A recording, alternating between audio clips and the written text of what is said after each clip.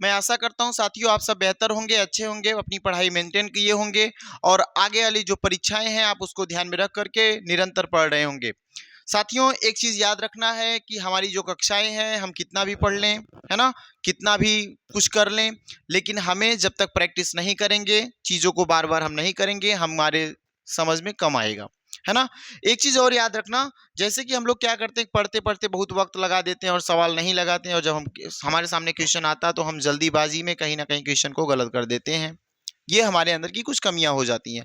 तो मेरे भाई इन सभी कमियों को ठीक करने के लिए हमें एक काम करना होगा। वो होगा क्या काम? तो बोलोगे उस काम के लिए हमें करना प्रैक्टिस। और आप जितना ज्यादा प्रैक्टिस करोगे उतना ज्यादा आपको, है ना, अनेक अनेक प्रकार के क्वेश्चन आएंगे। जब उन सभी क्वेश्चनों को हम देखेंगे तो उससे हमारा पूरी तरीके से समझ विकसित हो जाएगा और हम क्वेश्चन की गलती जो हमारी होती है गलत करने की, वो ठीक हो जाएगी। तो ध्यान से देखना मेरे भाई कि आज जो सवाल मेरा होगा ये पूरी तरीके से हिंदी भाषा, देखना, हिंदी भाषा उद्भव और विकास से है। और ये लगभग मैं चाहता हूं कि मैक्सिमम सवाल रखे जाए। अभी तो आज पहली क्लास होगी हमारी इस पे, और इस पे मात्र मैं 20 क्वेश्चन लिया हूं। और अब धीरे धीरे हम क्या करेंगे, सामान्य हिंदी का पूरा जितना ग्रामर का पोर्शन है उस पूरे के पूरे ग्रामर पोर्शन को बहुत जल्दी हम कंप्लीट करेंगे। लेकिन धीरे धीरे क्या, देखो ये जो हमारी कक्षा होगी, अगर बीपीएससी देखते हैं ना, बीपीएससी में लगभग 6 to 8 में मैक्सिमम हमने बताया ना 60 से लेके 70 क्वेश्चन तो ये यहीं से आ जाते हैं। और ये 60 से 70 क्वेश्चन जो बन जाएंगे भाई, वो कहां से सही हो जाएंगे, आपके इस वाली कक्षा से पूरी तरीके से कंप्लीट हो जाएंगे। दूसरा, जैसे टीजीटी और पीजीटी में जो 25 से 30 नंबर का ग्रामर पोर्शन आता है वो भी यहीं से कंप्लीट कर ले जाएंगे, है ना। एक अच्छे लेवल से हम क्वेश्चन करेंगे और जितने भी पीवाई क्वेश्चन है वो सब करेंगे। और इसके साथ साथ कुछ और भी, जैसे कुछ पॉइंट्स हैं, जो चीजें हमें नहीं तैयार है उसके कुछ पॉइंट्स भी हम लिखवा देंगे और वो बेहतर ढंग से हम तैयार करेंगे तो चीजें बेहतर हो जाएंगी। और देखो यूपी पुलिस की अभी एक बार फिर से नोटिस आई यूपी पुलिस के एग्जाम के लिए। तो आप यूपी पुलिस के एग्जाम में जो आपके पास 36 और 38 क्वेश्चन के बीच में आता है, 36, 37, 38 क्वेश्चन, वो तो बिल्कुल एकदम मैं बता सकता हूँ 100% वो क्वेश्चन यहीं से मैच करेंगे, कहीं और से नहीं आने वाले। और यूपीएसआई, ये भी याद रखना, बहुत जल्दी ये भी एग्जाम आपको देखने को मिलेगा, बहुत जल्दी इसका भी फॉर्म फिलअप होने लगेगा। और एसएससी जीडी, ये भी जो 25 सवाल अपने हिंदी के बना के रखा है, 20 सवाल, तो ये 20 सवाल यहां से भी, ये जो हमारी कक्षा है, तो यूपी पुलिस, है ना, एसएससी जीडी और यूपीएसआई, बीपीएससी 6 to 8 और जो भी कहा जाए टीजीटी पीजीटी में ग्रामर पोर्शन के जितने भी आते हैं, उन सबको देख करके उन सबके भी क्वेश्चन यहाँ पे कहीं ना कहीं समाहित करके हम लेके आए हुए हैं। आप बेहतर ढंग से चीजों को करेंगे और अपना रिजल्ट जरूर बताएंगे मेरे भाई कि 20 नंबर में हमारा क्या परिणाम रहा, है ना, उसमें आप कैसी स्थितियां आपकी थी, इसको जरूर आप शेयर करेंगे। तो आज देखते हैं पहला हमारा सवाल जो है, आप देखेंगे यहां पे दिया गया है पहला सवाल कि 14 सितंबर 1949 को भारतीय संविधान सभा ने हिंदी को भारत संघ की कौन सी भाषा का दर्जा दिया है। तो आपको बहुत पहले से पता है कि जो हमारी हिंदी भाषा है, जो हमारी हिंदी भाषा है, ये हिंदी भाषा, ये हिंदी भाषा कैसी भाषा, आज तक भैया ये आज तक ये राजभाषा है ना। ये कौन सी भाषा हो जाएगी, आज तक ये राज ही भाषा है, ये कोई राज्य राष्ट्र भाषा नहीं बनी है। ये कहां पे है तो बोलोगे सर ये अनुच्छेद, अनुच्छेद की बात करूंगा तो बोलोगे सर ये अनुच्छेद 343 से लेकर के 351 तक है। अनुच्छेद 343 से लेकर के 351 तक है। अगर मैं आपसे बोलूंगा भैया, अगर हमारे अनुसूची, किस अनुसूची में भाषा की बात की गई है, तो बोलोगे अनुसूची नंबर 8 में, अनुसूची नंबर 8 में किसकी बात की गई है, भाषा की बात की गई है। और एक बात और याद होना चाहिए कि जो हिंदी, यहां पे बस इतना नोट कर लेंगे, आगे फिर हम बढ़ेंगे कि 14 सितंबर 1949 को भारतीय संविधान सभा ने हिंदी को भारत की संघ की कौन सी भाषा का दर्जा दिया है। तो लोग भैया हिंदी को जो है ना संविधान ने किस भाषा का दर्जा दिया, तो बोलोगे हिंदी ने को भारत संघ की राजभाषा का दर्जा मिला हुआ है। ठीक है ना, ये पहला सवाल है। ये सवाल देखो इलाहाबाद हाई कोर्ट में पूछा गया है, आरओ परीक्षा 2016 में पूछा गया सवाल है। और यूपीएसआई की परीक्षा में भी ये सवाल पूछ लिया गया है, कब, 2017 में, है ना। तो जितने भी आपके पास सवाल होंगे कहीं ना कहीं किसी ना किसी एग्जाम में बने होंगे, उन्हीं सवाल को लाया जा रहा है। तो आप यहां पे देखेंगे अगला सवाल, हिंदी भाषा किस लिपि में लिखी जाती है। तो बोलेंगे भैया एक तो बात आप बताओगे लिपि क्या है। अगर हम आपसे पूछें लिपि क्या है तो ध्यान देना, लिपि होता है लिखने का तरीका, है ना। देखो याद रखना, लिखने के तरीके को, लिखने का तरीका क्या कहलाता है? तो बोलोगे लिखने का तरीका जो होता है उसे हम क्या कहते हैं? लिपि कहते हैं, है ना। अब याद रखो हिंदी भाषा की लिपि कौन सी है? तो हिंदी भाषा की जो लिपि है मेरे भाई वो कैसी है? तो बोलोगे सर ये देवनागरी लिपि है। कौन सी लिपि है? देवनागरी लिपि है। या इसी का अन्य नाम दे सकते हैं कौन सी लिपि? या इसी को हम बोलते हैं नागरी लिपि भी बोलते हैं। ये भी याद रखें, इसे नागरी लिपि या इसे हम देवनागरी लिपि कहते हैं। एक चीज और याद रखेंगे, जो देवनागरी लिपि है वो कैसी है? तो बोलोगे अक्षरात्मक शैली है ना। अक्षरात्मक, ये कौन सी शैली में लिखा गया भैया? अक्षरात्मक शैली है ना, ये अक्षरात्मक शैली है। तो यहां से आपका जवाब क्या निकल के आया होगा? बोलेंगे भैया जो हमारी लिपि है वो कौन सी लिपि हो जाएगी? तो देवनागरी लिपि यहाँ पे राइट आंसर हो जाएगा। ठीक है, आगे बढ़ते हैं। सवाल नंबर अगला हमारा होगा, ये भी देखो अगर आप देखना चाहें, परिचालक की परीक्षा में 2015 में पूछ लिया गया। व्यायाम परीक्षक परीक्षा जो है वो 2018 में पूछा गया। यूपीएसआई में 2001 में सवाल पूछा गया है ना। वन रक्षक परीक्षा 2015 में पूछा गया है ना। मध्य प्रदेश असिस्टेंट प्रोफेसर में 2017 में ये सवाल पूछा गया है। ये सवाल ऐसा नहीं कि यही सवाल एग्जाम में आ जाएगा, ये जरूर नहीं कि यही सवाल एग्जाम में आ जाए, बस देखो ये सवाल बना हुआ है तो इस टाइप के सवाल बन सकते हैं, ऐसा अनुभव करके आप करना सवाल को। देखेंगे सवाल अगला, संविधान के अनुच्छेद 344 ए के अनुपालन में भारत के राष्ट्रपति ने राजभाषा आयोग, राजभाषा आयोग कब बना था? तो याद रखना भैया राजभाषा आयोग 7 जून 1955 में बना था। और इस समय अध्यक्ष अध्यक्ष कौन थे? तो राजभाषा आयोग बनाने के जो अध्यक्ष थे वो कौन थे? बीजी खेर थे। कौन थे? तो बीजी खेर थे। तो आपको याद हो गया होगा कि राजभाषा आयोग कब बना हुआ था? तो मेरे भाई राजभाषा आयोग कब बना था? 1955 में बना था। और ये पहला राजभाषा आयोग था और इसके पहले अध्यक्ष जो बनाए गए थे वो कौन थे? 7 जून 1955 में बनाए गए थे, बीजी खेर बनाए गए थे। ये देखो यूपी बीएड जो परीक्षाएं होती हैं, बीएड करने के लिए आपको पहले एंट्रेंस देना पड़ता है, उस एंट्रेंस एग्जाम में ये 2011 में पूछा गया सवाल है। आगे देखते हैं, देवनागरी लिपि का सर्वप्रथम प्रयोग कहां हुआ है? तो आप बिल्कुल याद रखें कि देवनागरी लिपि का जो सर्वप्रथम प्रयोग हुआ है वो जयभट्ट के शिलालेख में हुआ है ना। किसमें हुआ भैया? जयभट्ट के शिलालेख में ये रचना मिलती है, ये लिपि मिलती है। जयभट्ट के शिलालेख में ये, है ना, देवनागरी लिपि का सबसे पहले प्रयोग मिलता है। एक चीज और याद रखना, देवनागरी का जो सर्वप्रथम प्रयोग किया गया था वो कहाँ किया गया था? गुजरात में किया गया था ना, गुजरात राज्य में, है ना। कहां पे? गुजरात राज्य में इसका सबसे पहले प्रयोग किया गया है। ठीक है, आगे बढ़ चलते हैं हम। वर्तमान हिंदी किस लिपि में लिखी जाती है? बिल्कुल आप याद रखें, क्या पाली में? नहीं भैया पाली में नहीं लिखी जाती। खरोष्टी में नहीं, खरोष्टी नहीं लिखी। मंदारिन नहीं, चीनी भाषा मंदारिन है ना। याद रखना ये दूसरे नंबर की बोली जाने वाली सबसे ज्यादा भाषा है और पहले नंबर बोली जाने वाली सबसे ज्यादा भाषा कौन सी है? तो अंग्रेजी है। और तीसरे नंबर की जो भाषा बोली जाती है वो अपनी भाषा देश की है, मातृभाषा हिंदी है ना। तो वर्तमान हिंदी किस लिपि में बोली जाती है भैया? तो वर्तमान हिंदी जो है देवनागरी लिपि में, या इसी को कहा जाएगा कौन सी लिपि? तो नागरी लिपि में भी बोली जाती है। ये कब पूछा गया? तो केवीएस पीजीटी में 2017 के सवाल, है ना, 2017 की परीक्षा में ये पूछा गया सवाल है। अगला सवाल देखेंगे आप, इस सवाल का जवाब देंगे। देखिएगा, संसार की प्रमुख भाषाओं में हिंदी का स्थान क्या है? तो भैया जो हिंदी का स्थान वो कौन सा है? तीसरा स्थान, अभी हमने बताया। तो हिंदी के स्थान के अलावा अगर मैं पूछूं पहला स्थान किसका है? पहला स्थान किस भाषा का है? तो पहले स्थान में कौन बोली जाती है भैया? अंग्रेजी बोली जाती है। पहले स्थान में कौन? तो अंग्रेजी बोली जाती है ना। दूसरे सेकंड नंबर पे, दूसरे स्थान पे कौन सा? तो एक चीनी भाषा है जिसका नाम मंदारिन, और ये बोली जाती है किस नंबर पे? दूसरे नंबर पे। तो अपनी भाषा, अपनी मातृभाषा कौन सी भाई? हिंदी है। ये कब किस स्थान पे बोली जाती है भैया? ये तीसरे स्थान पे बोली जाती है। ये भी सवाल कब आया? यूपीएसआई की परीक्षा में 2016 में ये सवाल बना हुआ है ना। अब आ जाते हैं सवाल नंबर अगला देखते हैं। सवाल नंबर 8वां होगा कि ब्राह्मी से किस लिपि की उत्पत्ति मानी जाती है? बताएंगे सवाल। ये भी देखो यूपीएसआई की परीक्षा में 2017 में यही सवाल पूछा गया है कि ब्राह्मी लिपि से या ब्राह्मी से किस लिपि की उत्पत्ति मानते हैं? क्या कैथी मानते? ना भाई कैथी नहीं मानते। खरोष्टी नहीं। देवनागरी? हाँ, ये सवाल बिल्कुल सही हो जाएगा कि भैया कि ब्राह्मी से ही किस लिपि की उत्पत्ति मानते हैं? ब्राह्मी से ही देवनागरी लिपि का उत्पत्ति हम मानते हैं। ठीक है, ये सवाल देखेंगे आप।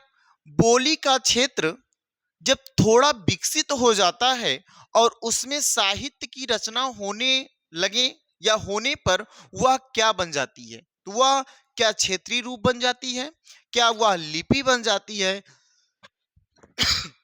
क्या वह उपभाषा बनती है कि ब्रज भाषा बनती है? मंडी परिषद की परीक्षा में पूछा गया, 2019 का सवाल है आपके सामने। तो जब भी बोली का क्षेत्र थोड़ा सा विकसित हो जाए और उसमें साहित्य की रचनाएं होने लगती हैं भैया, तो वो कौन सी भाषा बन जाती है? तो वो उपभाषा का रूप ले लेती है। याद रखना, वो किस भाषा का रूप ले लेती है ना? जिस भाषा का अनुवाद किया जाता है उसे कहते हैं। तो आप इस सवाल का बिल्कुल जवाब देंगे कि जिस भाषा का अनुवाद किया जाने लगे उसे हम कौन सी भाषा कहते हैं? तो भैया उसे हम स्रोत भाषा कहते हैं। उसे कौन सी भाषा कहते हैं? जिस भाषा का अनुवाद किया जाने लगे वो स्रोत भाषा है। और ये भी देखो 2019 में कनिष्ठ सहायक परीक्षा में पूछा गया सवाल है। आगे देखेंगे, अगला सवाल हमारे सामने है कि हिंदी के किस किस उपभाषा के अंतर्गत आता है? तो आपको पता ना, मागधी उपभाषा है, पश्चिमी उपभाषा है ना, और अर्धमागधी हो जाता है, पहाड़ी हिंदी भी उपभाषा है। तो 5 उपभाषाएं हैं। उस 5 उपभाषाओं में आप बताएंगे ब्रज हिंदी के किस उपभाषा के अंतर्गत आता है? ब्रज भाषा है। और आपको याद होगा तो यहीं से खड़ी बोली भी आती है, जिसे हम कौरवी भी कहते हैं, है ना? ये आप बताएंगे कहाँ से? बोलेंगे भैया ये पश्चिमी हिंदी से आती है। ये कहाँ से आती है? पश्चिमी हिंदी से। अगर हम आपसे यहाँ पूछे कि पश्चिमी हिंदी में कौन कौन सी भाषाएं आती हैं, तो बताएंगे आपका जवाब क्या होगा? मैं लिख रहा हूं कि पश्चिमी हिंदी में एक तो होती है कौन सी? खड़ी बोली।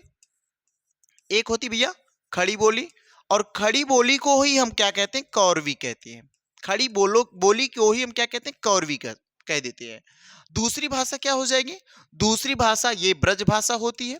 अब बताएंगे आप, दूसरी भाषा कौन सी भाषा मेरे भाई? दूसरी भाषा हमारी कौन सी होती है? ब्रज भाषा होती है। और अगली भाषा कौन सी? कन्नौजी है। अगली भाषा याद रखेंगे, कन्नौजी है। अगली भाषा कौन सी हो जाएगी? बुंदेली हो जाएगी।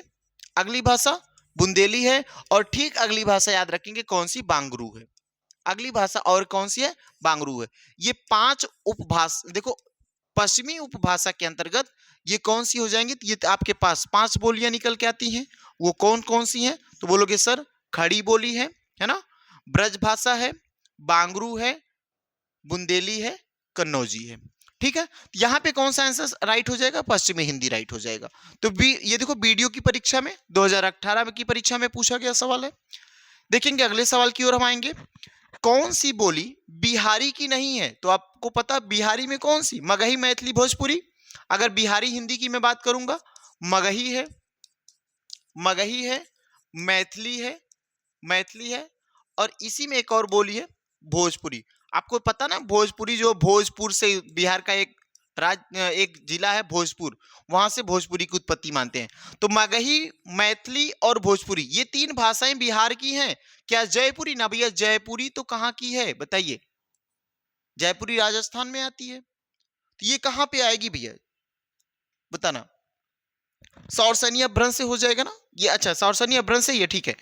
मैथिली ये भी है, मगही भी है, भोजपुरी भी। ये तीनों भाषाएं तो बिहार की हैं, जबकि जयपुरी नहीं है। ठीक है, ये वन रक्षक की परीक्षा में सवाल पूछा गया है। आधुनिक भारतीय आर्य भाषा का काल कब से कब तक माना जाता है? तो बिल्कुल याद रखें, आधुनिक आर्य भाषा को जो कार्यकाल माना जाता है वो 1000 ईस्वी से लेकर के अब तक माना जाता है। वो 1000 ईस्वी से लेकर के अब तक माना जाता है। ये भी देखो सवाल पूछा गया यूपीएसआई की परीक्षा में 2017 में। यहां देखेंगे अगला सवाल कि पंजाब में हिंदी का प्रचार प्रसार किसने किया? तो बिल्कुल याद रखेंगे किसने किया था? श्रद्धाराम फुल्लौरी ने किया था। ये सब बिल्कुल है ना, इंपॉर्टेंट सवाल है, वन लाइनर सवाल, इनको याद रखेंगे कि याद रखेंगे पंजाब में हिंदी का प्रचार किसने किया था? तो बोलोगे श्रद्धाराम फुल्लौरी ने किया था। ठीक है मेरे भाई, आते हैं अगले सवाल पे कि पुरानी हिंदी उर्दू और अंग्रेजी के मिश्रण से उत्पन्न नई जबान या नई भाषा जो है वो कौन सी है? क्या पश्चिमी भाषा है, साहित्यिक भाषा है, मानक भाषा है कि हिंदुस्तानी भाषा? आप इसका जवाब देंगे कि पुरानी हिंदी उर्दू और अंग्रेजी, हिंदी उर्दू और अंग्रेजी से मिलकर के कौन सी भाषा बनी हुई है? तो भैया हिंदी भी मिली हुई है, उर्दू भी मिली हुई है और अंग्रेजी भी मिली हुई है। तो हम लोग जो भाषा बोलते हैं उसमें सबका सब मिश्रण किए हुए हैं, और वो भाषा कौन सी होती है? हिंदुस्तानी भाषा होती है। ये भी यूपीएसआई की परीक्षा में 2017 में सवाल आया हुआ है। इस सवाल का जवाब आप देंगे बिल्कुल। अभी हमने करवाया कि जो पश्चिमी हिंदी है उसमें कितनी बोलियां आती है। भैया पश्चिमी हिंदी में पूरी 5 बोलियां आती हैं। वो कौन कौन सी बोलियां हैं? तो बोलोगे भैया एक ब्रज भाषा है, एक खड़ी बोली है, कौरवी है, एक बांगरू है, एक बुंदेली है, एक कन्नौजी है। ये 5 बोलियां आती है किसमें? पश्चिमी हिंदी के अंतर्गत आती है। सौरसेनी अपभ्रंश है ना की बोलियां हो जाएंगी। किसी सीमित क्षेत्र में बोली जाने वाली स्थानीय भाषा को क्या कहते हैं? तो बोलोगे किसी निश्चित क्षेत्र में बोली जाने वाली स्थानीय भाषा को क्या नाम देते हैं? बोली नाम देते हैं ना। कोस कोस पे देखो, कोस कोस पे बदले पानी, 4 कोस पे बदले बानी, तो यही है बोली। ठीक है, ये देखो यूपी टीजीटी की परीक्षा में 2011 का सवाल है ना आपके सामने। इस सवाल का जवाब आप देंगे कि भाषा जब हम बोलते हैं तो भाषा में उतार चढ़ाव आता है ना। गाना गाते हैं तो बहुत तेजी से खींचते हैं चीजों को, फिर स्लो करते हैं। ये चीज दिया कि भाषा में जो उतार चढ़ाव आता है उसे क्या कहते हैं? तो याद रखना, भाषा में जो उतार चढ़ाव होता है भैया उसे अनुतान कहते हैं। उसे क्या कहते हैं? अनुतान कहते हैं, है ना। यूपी पीसीएल की परीक्षा में पूछा गया सवाल था। हिंदी के स्थान पर अंग्रेजी को सन 1855 में भारत की शिक्षा और प्रशासन की भाषा के रूप में किसने स्थापित किया? बताएंगे? क्या लॉर्ड मैकाले ने, भैया वारेन हेस्टिंग ने, याद रखना, जॉन एडम्स ने, कि द लॉर्ड मिंटो ने? तो याद रखेंगे मेरे भाई, लॉर्ड मैकाले ने क्या किया था? अंग्रेजी शिक्षा का भारत में प्रचार प्रसार किया, या शिक्षा का प्रशासन की भाषा बनाने की बात कही है। तो याद रखेंगे लॉर्ड मैकाले। आगे देखेंगे अगली सवाल। देखो अगला सवाल हमारे सामने है, किस क्षेत्र की बोली को काशिका कहा जाता है? ये सवाल बहुत इंपॉर्टेंट, वीडियो के एग्जाम में 2016 में पूछा गया था। तो आप इसका जवाब देंगे कि जो भैया बोली है काशिका, ये कहां? तो एक तो याद रखना ये आजमगढ़ है ना, आजमगढ़, वाराणसी, इन सभी क्षेत्रों में बोली जाती है। तो यहाँ पे देखो आजमगढ़ है नहीं, है कौन सी क्षेत्र? तो वाराणसी। काशी में कौन सी? ये याद रखना, काशी वाराणसी। काशी से याद रखना कौन सी भाषा? काशिका। काशी से काशिका, काशिका कहाँ बोली जाती है? वाराणसी में बोली जाती है। ये देखेंगे सितंबर मास में 10वां विश्व हिंदी, सितंबर मास, और सितंबर मास में कब? तो बोलोगे 2015 में, है ना। सितंबर मास 2015 में 7 सितंबर, 6 से 7 सितंबर या 6 से 8 सितंबर था। तो 10वां विश्व हिंदी सम्मेलन भारत के किस शहर में आयोजित किया गया? तो याद रखना भैया, भारत के किस शहर में? भोपाल में आयोजित किया गया था। कौन सा सम्मेलन? 10वां सम्मेलन। ठीक है, अगला सवाल आपके सामने है, हिंदी के अतिरिक्त कौन सी भाषा देवनागरी लिपि में लिखी जाती है? तो इसका सवाल का जवाब बहुत बेहतर है। कौन सा? क्या बांग्ला को लिखा जाता? ना भैया, बांग्ला नहीं लिखा जाता। सिंधी बताइएगा, नेपाली, पंजाबी। तो इसका जो आंसर होगा कौन सा होगा? नेपाली में। और ये सवाल कब पूछा गया? चकबंदी लेखपाल 2015 का सवाल है। तो आप यहां तक कर पाए, ये देखो, ये इतना सवाल तो आप बिल्कुल कर पाए होंगे। ये हमारे 20-21 सवाल थे या 22 सवाल जो भी हैं, इन सवालों को करेंगे। और कल से हम जो सवाल रखेंगे, सवाल की संख्या कम से कम देखो मिनिमम 50, ये मैक्सिमम सवाल जो रखेंगे हम कल से 50 सवाल रखेंगे। 50 सवाल डेली का डेली करेंगे, थोड़ा सा फास्ट रखेंगे, है ना भाई। थोड़ा सा फास्ट सवालों को रखा जाएगा। तो कितने क्वेश्चन रखेंगे कल से? 50 क्वेश्चन रखेंगे, और एक एक टॉपिक वाइज करेंगे। पहले इस टॉपिक को कंप्लीट करेंगे, उसके बाद वर्णमाला कंप्लीट करेंगे, फिर उसके बाद जो भी चैप्टर उसके आगे रहेंगे उनको करेंगे, है ना। अगर आपको किसी चैप्टर को करना हो, उस चीज को आप जरूर बताएंगे भैया इस चैप्टर को करवाइए, यहां से करवाइए। ठीक है, तो चलिए ठीक है, आज यहीं तक रखेंगे कक्षा। अगली कक्षा जो मिलेगी आपको, दूसरी कक्षा मिलेगी, तब तक, है ना, आप थोड़ा सा इंतजार करिए। और चीजों को भैया शेयर और सब्सक्राइब थोड़ा सा चैनल जरूर करवाइए, है ना। एक अपने छोटे भाई होने के नाते आप भाई समझ करके सपोर्ट थोड़ा सा करेंगे आप। ठीक है मेरे भाई, धन्यवाद सभी को।